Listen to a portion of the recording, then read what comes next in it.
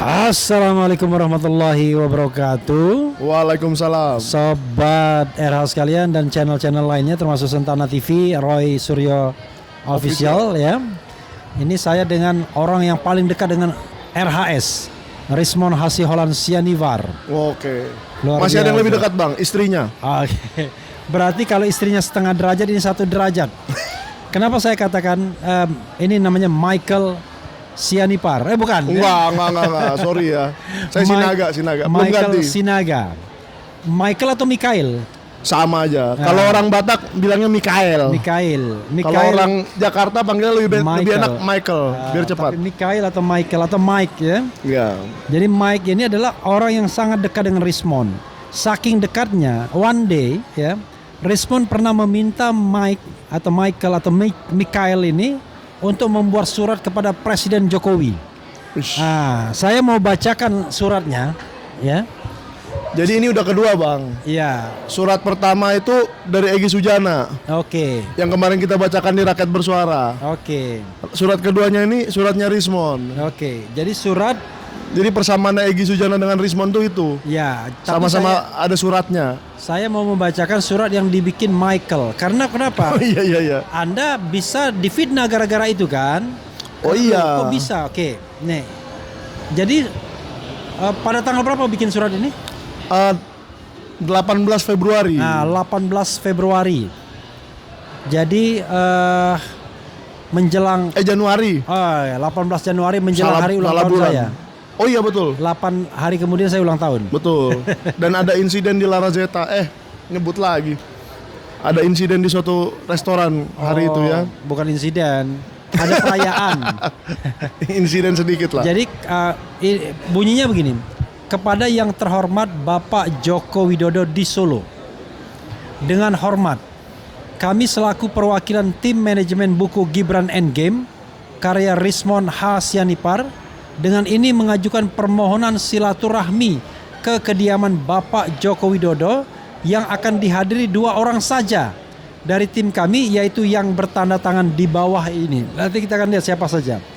Adapun silaturahmi ini bertujuan untuk mendiskusikan polemik yang berkepanjangan dan menyita perhatian publik sekian lama, serta meluruskan hal-hal yang ada di dalam buku ini langsung ke sumbernya, yaitu Bapak Joko Widodo. Agar tidak menjadi isu yang liar di publik, kami mohon agar tidak ada pembicaraan terkait proses hukum di dalam silaturahmi ini, serta apabila ada agenda menemui wartawan /pers, baiknya kita lakukan bersama agar tidak ada perbedaan statement di antara pihak yang bertemu. Semoga Bapak berkenan untuk menerima silaturahmi kami dan kami menunggu kesediaan jadwal Bapak Joko Widodo agar pertemuan dapat terlaksana. Hormat kami, tim manajemen buku Gibran Endgame, Mikael Sinaga, koordinator, Arif Ihsan, sekretaris. Ya, betul sekali. Itu isi suratnya. Sebentar dulu ya. Kita tidak menyinggung nama lain ya, Arif Ihsan, karena dia tidak di sini, jadi dia tidak bisa melakukan klarifikasi. Ya. Tapi nama Anda, orang bertanya kemudian, saya berusaha menjadi devil advocate, ya kan? Ya. Kok Anda tiba-tiba punya ide dan ide itu dituangkan dalam tulisan yang sudah jadi ini untuk membuat surat audiensi itu kan? Ya. Kepada Solo. Ya. Itu yang namanya katakan orang datang ke Solo, OTW ke Solo, minta RJ ke Solo dan lain sebagainya. Bisa Anda ceritakan secara detail walaupun Anda sudah pernah menceritakan ini, tetapi ini akan jauh lebih detail lagi karena unlimited time. Silakan. Oke, jadi gini bang. Sebenarnya saya bukan orang pertama yang diminta untuk mengajukan surat tersebut. Membuat surat tersebut dulu. Ya. Membuat. Ya. Pada awalnya ketua koordinator Gibran Endgame itu adalah Pak Agus Yunanto. Oke. Nah, waktu Pak Agus Yunanto menjadi koordinator, Rismon sudah punya agenda untuk memberikan menghadiahkan buku ini kepada Bapak Joko Widodo di Solo, di rumahnya langsung. Ya. Dan Pak Agus Yunanto menyanggupi. Ya. Menyanggupi dengan catatan Rismon mengirimkan surat terlebih dahulu. Oke. Dan kami semua setuju dengan metode itu. Oke. Karena seperti yang sekarang abang tanyakan ke saya ini juga kan pastinya akan ada konsekuensi. Ya. Akan ada anggapan-anggapan di publik Ya. bahwa siapa yang ke rumah Jokowi itu gini. Ya. Isi sendiri masing-masing. Pokoknya cari duit lah kira-kira gitu. Misalnya Ya kan, kita itu. Frankly speakingnya kan begitu. Iya, kan? misalnya begitu. Iya. Salah satu contoh. Atau Iya. minta berdamai. Iya. Atau menyerah, minta Iya. maaf, atau apa, nggak tahu lah. Nah, tetapi setelah Pak Agus Yunanto meminta Bang Rismon mengirim surat dulu, adalah masalah internal. Sedikit masalah internal yang menyebabkan Pak Agus Yunanto harus mengundurkan diri. Oke. Karena di sini tidak ada Agus Yunanto. Ya, tapi itu benar. Bukan, maksud saya kita meminta maaf kepada yang bersangkutan karena yang bersangkutan tidak hadir dan tidak bisa mengklarifikasi. Tapi itu cerita dari versi dari Michael ya. Oke, Ya. silakan teruskan. Dia mengundurkan diri dan beberapa hari selanjutnya saya ditunjuk menjadi ketua koordinator. Oke, koordinator. Ya, Koordinator distribusi buku Gibran Endgame. manajemen buku Manajemen istilahnya. buku, oke. Karena pencetakan, Oke. distribusi, keuangan semua ada di situ. Oke. Jadi manajemen gampangnya. Iya. Lalu waktu kami rapat di manajemen yang baru ini, ketua yang baru ini, Iya. isu tentang surat itu kembali dimunculkan. Iya. Kembali dimunculkan, ternyata Bang Rismon belum buat suratnya. Iya, oke. Gimana nih tentang Sorry maaf, biar pemirsa ingat, Gibran Endgame itu kapan pertama kali dicetak atau diedarkan? Kira-kira di launchingnya, Ya. cetakan pertama kali jadi dan Ya. kita live di salah satu restoran itu malam tahun baru. Oke, malam tahun baru ya. Itu udah kita Ya. berarti sejak 2026. Oke, silakan Ya. teruskan. Jadi hitungan hari doang sampai 18 Januari Ya, itu kan. oke. Nah, lalu ternyata suratnya belum dibuat. Bang Rismon minta saya yang konsep. Oke. Ya secara mungkin dianggap saya wartawan dan bisa menulis gitu Iya. ya. Saya buatlah konsep tadi. Oke. Konsep itu saya Anda sekarang masih jadi wartawan ya? masih dong. Oke. Konsep itu saya kirim via WA ke Bang Rismon. Ya. Ya. Saya kirim via WA. Yang saya bacakan tadi. Yang dibacakan Oke. persis, tidak Iya. dikurangi, tidak ditambahi sedikit pun.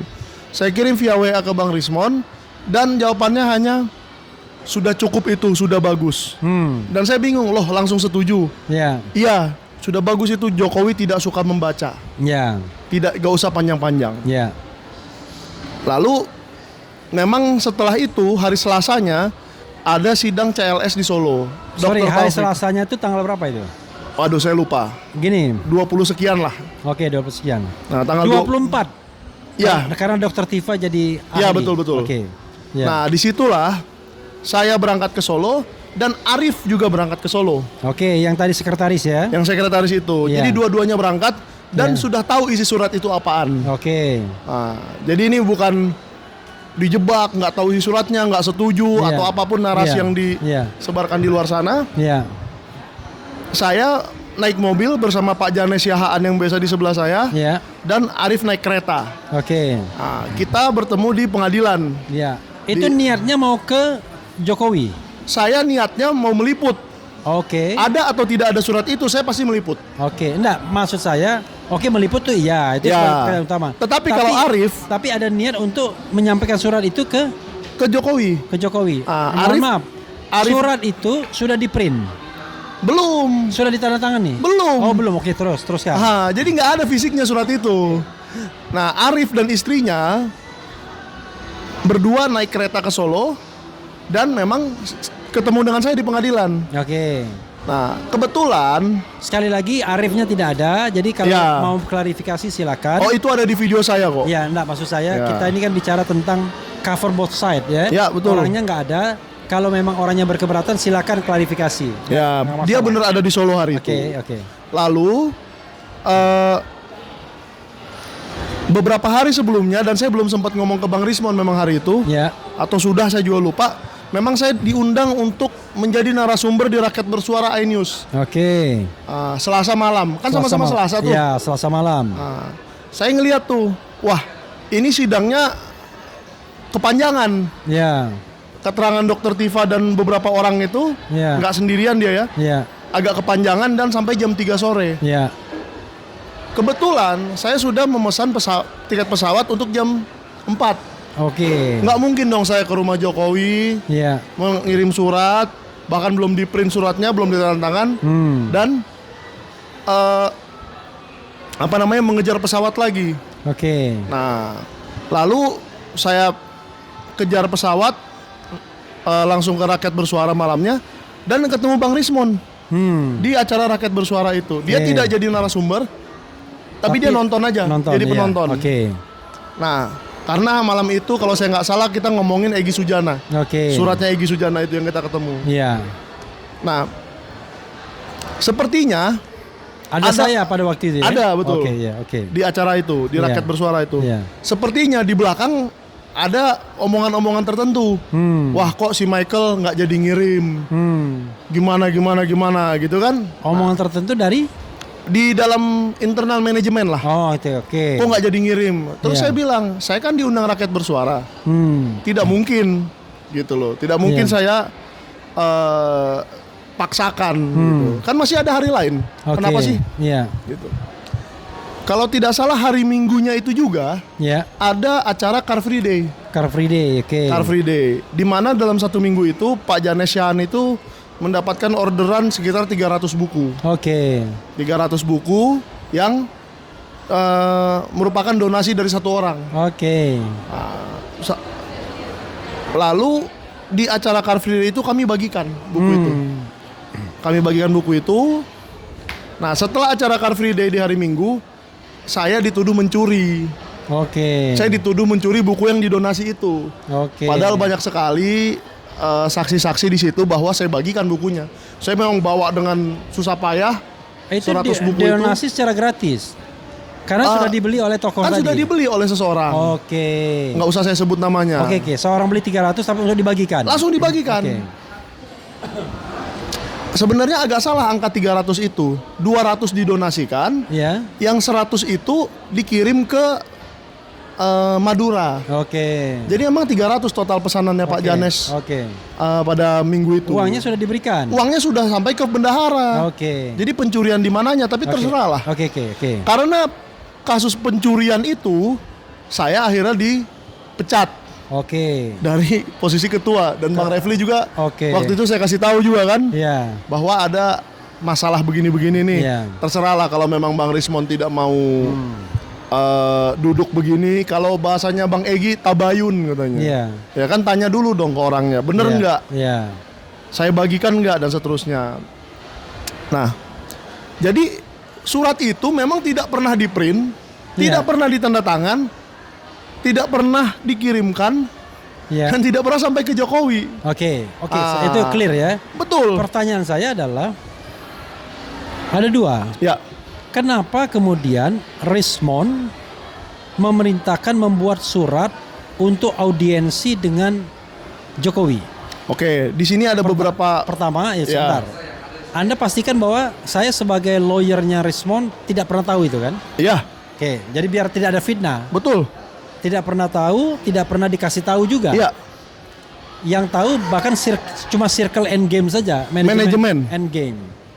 Dan endgame itu sebenarnya bukan Jokowi's white paper yang karya bertiga, tapi karya Rismon sendiri. Nah, pertanyaannya adalah kenapa Rismon terbersit untuk membuat surat itu, dan itu pada Januari. Oke. Padahal kita tahu bahwa dia mengajukan restoratif justice itu pada tanggal 3 Maret. Ya. Kenapa kira-kira? Jadi di bulan Januari itu ada bedah buku di Bandung. Iya. Nah, bedah buku di Bandung itu sebelumnya ya? Kira-kira tanggal 18 itu juga kurang lebih. Yang jelas pada waktu itu kita rapat. 14. Iya, kita rapat. Lalu kemudian Rismon mengatakan dia nggak bisa datang karena akan ada bedah buku di Bandung kalau nggak salah. Ya, oke. Nah, di situ saya menyusul tuh malam-malamnya sekitar jam 11 malam baru sampai di Bandung. Ya. Besoknya bedah buku. Dan saya begitu sampai di hotel, tempat semua manajemen menginap, saya melihat mereka di ruang tamu sudah agak tegang mukanya. Kenapa nih tegang? Lalu Bang Rismon hanya bicara begini, kalau besok saya sudah tidak ada, siapa yang mau melanjutkan buku ini? Tidak ada. Itu kata-kata yang keras loh itu. Tidak ada itu apa maksudnya? Mati kah? Di penjara kah? Diculik kah? Diculik kah? Kita hanya bisa nebak-nebak. Ada apa rupanya Bang? Saya tanya. Tadi ada yang nelpon saya, salah satu lawyer. Oke. dan ada rencana. Salah satu lawyer itu pastilah bukan Refli Harun, ya kan? Ya. Gitu. Nah ini kan Bang Refli mengaku sendiri. Iya. Saya nggak tahu siapa itu sampai hari ini, saya nggak tahu. Ya, enggak, Tapi kalau mengasumsikan yang bersama-sama dia selalu adalah Jahmada Girsang, ya, mungkin. Kita tidak tahu pernyataan dari Jahmada sendiri, tapi intinya adalah ada sebuah telepon dari salah satu lawyer, yang mengatakan bahwa besok akan ada penangkapan. Maka dia bilang, kalau besok saya sudah tidak ada, siapa yang mau lanjutkan buku ini? Saya diem dong. Loh, orang bukan saya yang nulis, kok saya yang melanjutkan? Melanjutkan apanya, saya bilang. Lalu ada satu yang angkat tangan. Saya siap, katanya. Siapa itu? Arif. Lagi-lagi. Ini silakan dikonfirmasi ke 10 orang manajemen. Yang melihat tidak saya sendiri. Saksinya ada 10. Iya. Ya kan? Mohon maaf, 10 itu siapa aja ya? Saya dan Pak Janes. Iya. Hana dan Ian. Iya, 4. Arif dan 5. Hani. 6. Ibu Lisa dan 7. Mas Adi. 8. Pak Agus Yunanto 9. Dan waduh, saya kalau ditembak begini berat nih. Enggak apa-apa. Pokoknya itulah. Udah mayoritas lah itu. Iya, 9 nama sudah 9 itu sudah keluar. Iya. Seingat saya 10. Iya. Lalu itu kan mengagetkan kami semua. Iya. Bahwa ada wacana besok saya tidak ada lagi. Iya. Ini siapa yang nakut-nakutin atau apa? Jawaban saya gampang, Bang. Kalau memang Anda mau dibunuh atau mau diapain pun, udah dari kemarin-kemarin. Kenapa nunggu sekarang? Iya. Jadi nonsense. Saya bilang. Apakah dibilang lagi sekarang ada surat kematian, ada ijazah Jepang yang palsu. Itu juga sudah berbulan-bulan. Nonsense. Ya, dibilang waktu itu Andi Aswan pernah sudah sejak 7 bulan yang lalu katanya. Ya. Itu dia ngomongnya setengah bulan yang lalu. Ya, berarti kan sudah dari setengah bulan ya berarti. Saya bilang ke Bang Rismon, ini tidak ada yang perlu ditakutkan. Kecuali ya Anda takut-takut sendiri. Ngarang-ngarang sendiri. Ya kan? Nah, pada akhirnya disitulah muncul ide untuk mengcounter rencana penangkapan itu. Ya sudahlah, kita kirim surat ke Pak Jokowi. Mungkin supaya kita tahu. Soalnya ke Pak Agus Yunanto dan ke saya, instruksi Bang Rismon itu begini. Sorry, maaf ya. Itu tadi Anda mengungkapkan latar belakang ya. Iya. Latar belakang kenapa Anda kemudian menulis surat itu kan, gara-gara isunya ada penangkapan itu ya. Penangkapan. Ya. Maka berarti harus itu ada sebelum sesuatu, tanggal 18 berarti yang tadi yang Bandung itu ya. Maka Bandung. Tanggal 14 itu. Maka harus ada sesuatu yang dikirim ke Pak Jokowi. Sambil mengirim buku. Kira-kira gitu. Awalnya Pak Agus, lalu saya. Lalu opsi ketiga ternyata Jahmada Girsang lah yang akhirnya menemani dia kan. Nah, untuk mengcounter itu perlu dilakukan sesuatu. Inilah, kita kirim surat lah, kira-kira gitu. Iya, tapi begini, Anda kan tahu bahwa itu kan sangat sensitif. Membuat surat, minta audiensi dan lain sebagainya, dan tiba-tiba teman-teman Anda setuju semua yang manajemen tersebut. Iya, setuju semua. Itu kenapa gitu? Kok bisa? Karena mukanya Rismon malam itu betul-betul ketakutan. Betul-betul keringat dingin. Kayak orang yang benar-benar kayak orang yang benar-benar sudah di ujung apa ya saya bilangnya?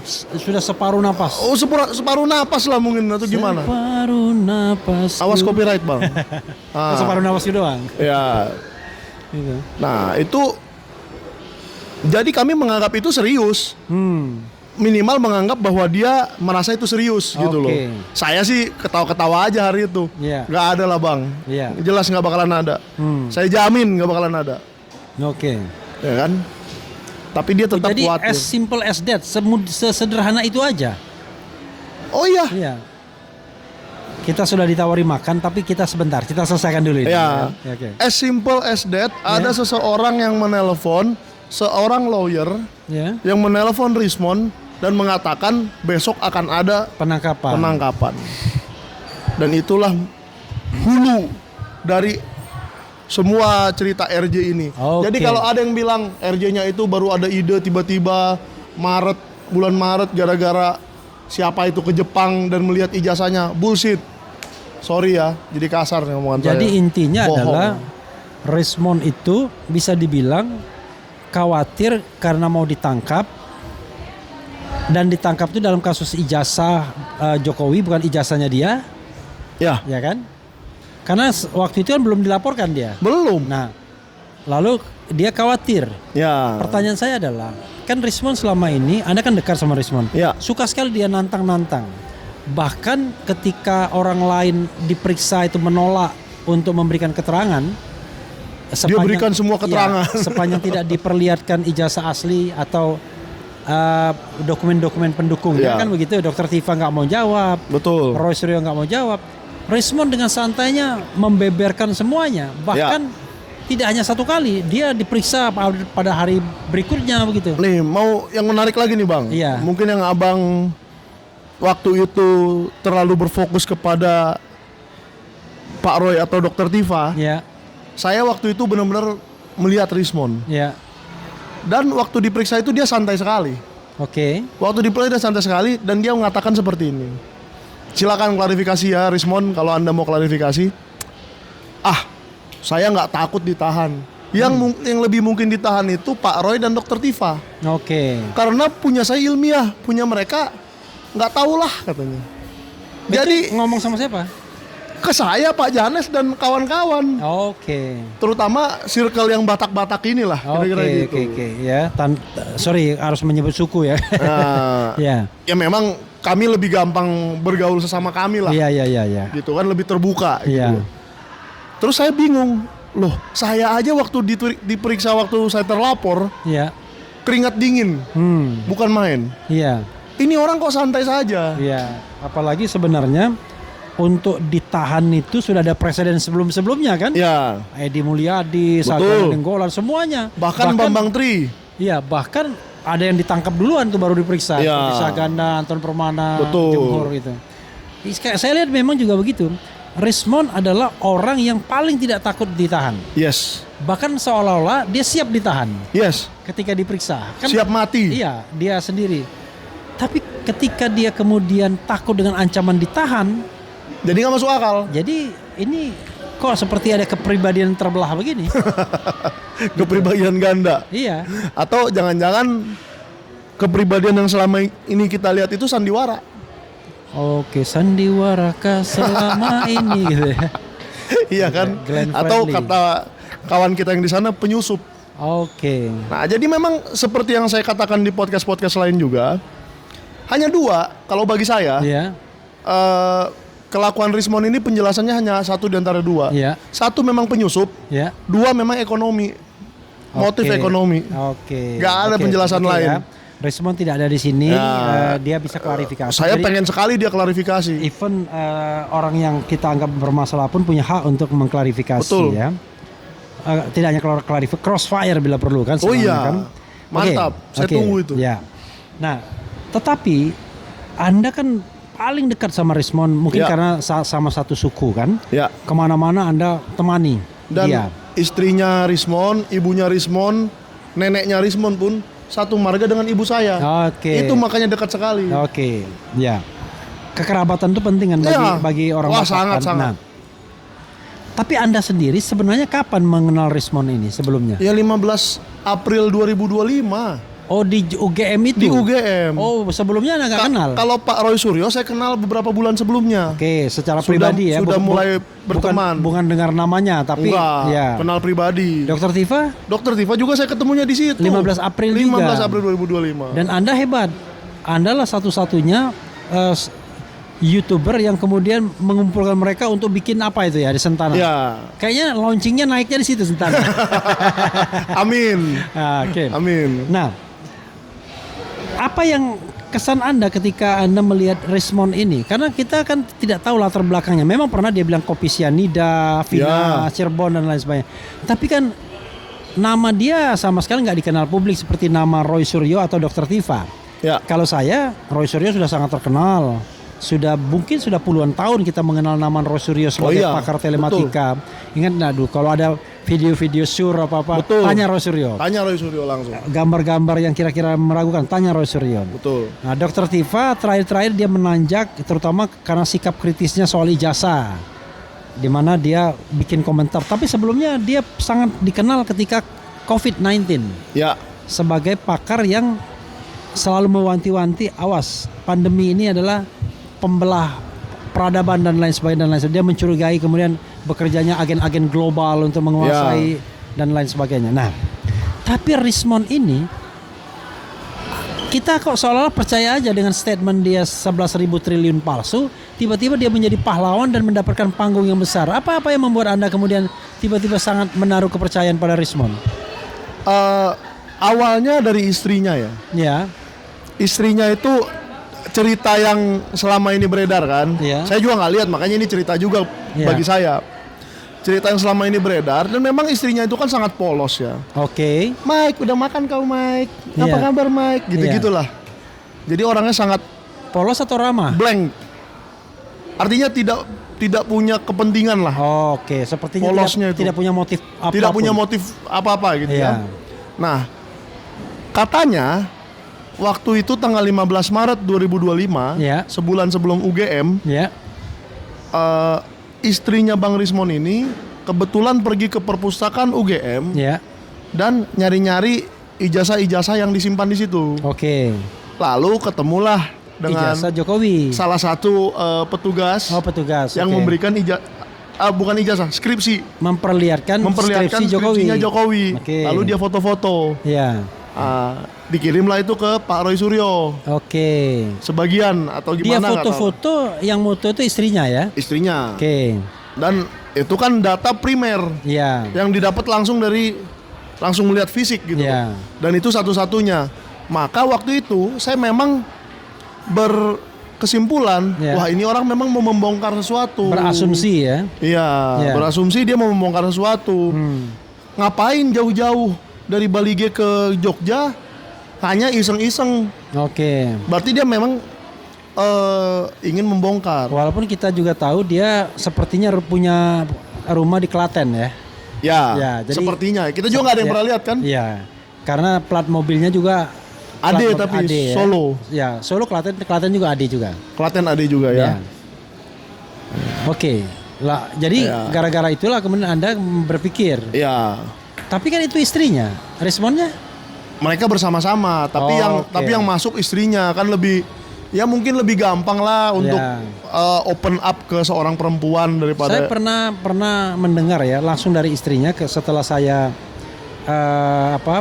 interview atau undang pertama kalinya Risma. Saya mengundang pertama itu by phone ya kan. Ketika dia ke UGM. Saya kalau nggak salah tanggal 13 tuh. Bahkan 2 hari sebelum tanggal 15 dia sudah ada di UGM. Dia Ya. telepon, kemudian kita interview jarak jauh. Nah yang kedua dia datang. Nah pada saat dia datang itu istrinya mengatakan Rismond ini nggak tertarik dulunya membahas soal politik dan lain sebagainya. Dia yang minta. Gitu. Itu yang sepanjang atau sependek yang saya ingat. Ya. Jadi dia yang minta. Atas permintaan itu kemudian Rismond kemudian melakukan ya riset lah, penelitian lah Ya. terhadap status ijazah yang sudah diributkan Ya, itu betul, kan betul. sebenarnya. Nah, kan berarti Rismond ini sesungguhnya nggak punya motif sebelumnya, lugu-lugu aja. Atau dia kaget sendiri begitu tiba-tiba dia dapat panggung besar dan dianggap hero, pahlawan begitu.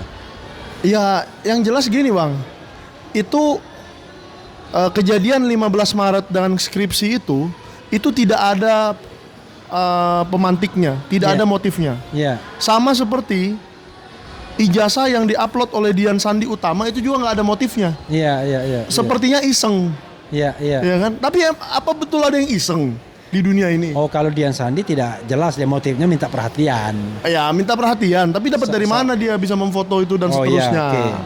Apakah disuruh? Iya. Apakah apa kan gitu? Iya. Nah mungkin kita harus merefleksikan masing-masing ya. Iya. Dan kalau saya sih mendengar ceritanya kawan saya di sana yang ngomong penyusup, Iya. kok jadi masuk akal? Masuk akal belum tentu itu juga, Iya. belum tentu benar 100%. Tapi dua kejadian yang sepertinya kebetulan dari langit ini, kok hanya Rismond yang bisa nemu ijazah Jokowi, skripsi Jokowi, dan hanya Dian Sandi yang bisa memfoto ijazah Jokowi yang asli. Sokol asli ya. Ya, Sokol kan asli. dia bilang begitu di Twitternya kan. Iya. Ini saya kasih yang asli. Ya. Dua orang ini ajaib sekali, Bang. Tiba-tiba punya akses. Tiba-tiba punya akses, yang satu ke skripsi, yang satu ke ijazah. Jangan lupa upload Dian Sandi itu pada tanggal 1 April itu. Ya. Nah, tapi Anda ingat nggak kapan Rismon bilang 11.000 triliun palsu itu? Sebelum 15 Maret atau setelahnya? Waduh, itu saya masih ngeliat lagi, tapi kayaknya di UGM saja dia sudah marah-marah. Iya. Pas di UGM dia sudah marah-marah dan mungkin tercetus di situ juga. Oke. Ya nanti kita bisa cek nanti kita cek masing-masing statement dia. Tapi yang jelas kesimpulan saya, Bang. Iya. Masyarakat harus jeli melihat ini. Iya. Bahwa RJ-nya Rismon itu bukan karena takut ijazah Jepang, surat kematian dan seterusnya, bukan terjadi di Maret, tapi terjadinya di Januari. Ketika ada telepon yang mengatakan dia akan ditahan. Akan ditangkap atau ditahan. Dan itu membuat dia ketakutan. Ketakutan. Anda sendiri melihat ekspresi ketakutan. Oh iya, itu? saya melihat sendiri ekspresi ketakutannya. Oke. Soal dia waktu itu juga bersandiwara kepada kami, ya terserah lah. Kita nggak bisa. Gimana lagi, Bang? Kalau itu juga kita ditipu, ya sudahlah. Kita kena tipu semua lah. Jadi belum tentu juga ekspresi takut itu adalah ekspresi yang genuine. Betul. Bisa saja itu kebohongan juga. Jadi berbagai kemungkinan. Silakan last word Anda. Jadi satu aja sih sebenarnya ya. Meskipun orangnya sudah hilang, meskipun orangnya sudah berubah pikiran, tetapi isi dari buku itu tidak berubah, tetap valid, tetap bagus untuk dijadikan bahan pembelajaran untuk masyarakat, bahwa kita jangan mau terima-terima saja di masa kini maupun masa akan datang. Kalau yang dulu kan udah nggak bisa kita apa-apain lagi. Besok-besok nggak apa-apa, selagi mau pemilu tanya aja semua ijazahnya, tanya aja semua dokumennya, apakah benar, SKCK-nya tanya benar nggak, ijazahnya benar apa enggak, dan seterusnya. Saya rasa dari kasus ini itu kesimpulan terbesar yang bisa kita ambil, terlepas dari adanya pengkhianatan atau apa yang dilakukan Rismon. Saudara sekalian ya, saya ingin menutup ini dengan sebuah kata-kata begini, bukan pantun, bahwa memang kalau kita percaya bahwa ada seorang pahlawan, maka jangan cepat-cepat memberikan predikat itu kepada seseorang yang kita sendiri tidak tahu latar belakangnya seperti apa. Rismon ini, Bak Meteor, muncul begitu saja, lalu kemudian orang menganggapnya sebagai pahlawan. Banyak sekali orang kagum sama dia dengan keberanian dan lain sebagainya. Apalagi dia, frankly speaking, sebagaimana asal sukunya kan, ngomong dengan logat Bataknya, keras gitu. Tapi sesungguhnya ada kelemahan kita tidak pernah tahu siapa dia, latar belakangnya apa. Apakah dia masuk gelanggang soal ijazah palsu ini by accident atau by design? Apakah dengan niat baik ataukah dengan niat jahat? Tapi saya ingin berbaik sangka. Kalau dia dengan niat jahat, maka dia tidak akan menghasilkan 400 lembar Jokowi's White Paper yang merupakan bagian dia. Betul. Dia tidak akan menghasilkan Gibran Endgame. Jadi bisa jadi dia adalah seorang researcher yang polos, yang kebetulan belum menyelesaikan tugas akhirnya sehingga dia tidak bisa mendapatkan ijazah S3 di Yamaguchi, dan kemudian dia mendapatkan panggung yang besar dan kemudian kaget sendiri. Bisa jadi. Begitu dia dapat panggung besar dan kemudian dapat ancaman, dia tiba-tiba sadar bahwa dia punya titik-titik kelemahan yang dia tidak bisa cover, tidak bisa tutupi. Salah satunya Yamaguchi University, surat kematian dan lain sebagainya yang dia sudah bisa pikirkan itu akan menjadi multiplier effect bagi dia. Ketika kemudian killing the messenger itu akan dilakukan. Ya mungkin takut ditangkap itu barangkali, kita tidak tahu juga. Jangan-jangan sudah ada pesan-pesan itu. Kami ada kesalahan kamu yang lain dong, dan lain sebagainya. Nah, tapi saya ingin mengatakan sebelum tanggal 11 Maret, ketika dia belum mengatakan bahwa penelitiannya salah, belum mengatakan bahwa ijazah Jokowi itu asli, maka kita menganggap bahwa Rismon yang genuine itu adalah Rismon sebelum 11 Maret 2025. Lihatlah Rismon di 400 halaman lebih buku Jokowi's White Paper. Lihatlah Rismon yang di Gibran Endgame. Itulah Rismon yang sejatinya. Setelah itu Rismon berubah, maka kita lihat ada faktor-faktor eksternal dan internal yang mungkin mengubahnya. Apa itu? ya kita bisa menduga-duga dengan pembicaraan kita, tetapi persisnya tentu hanya Rismon yang tahu. Ya. Itu saja sobat RH sekalian dan semuanya. Wassalamualaikum warahmatullahi wabarakatuh. Keren cadas. Keren cadas.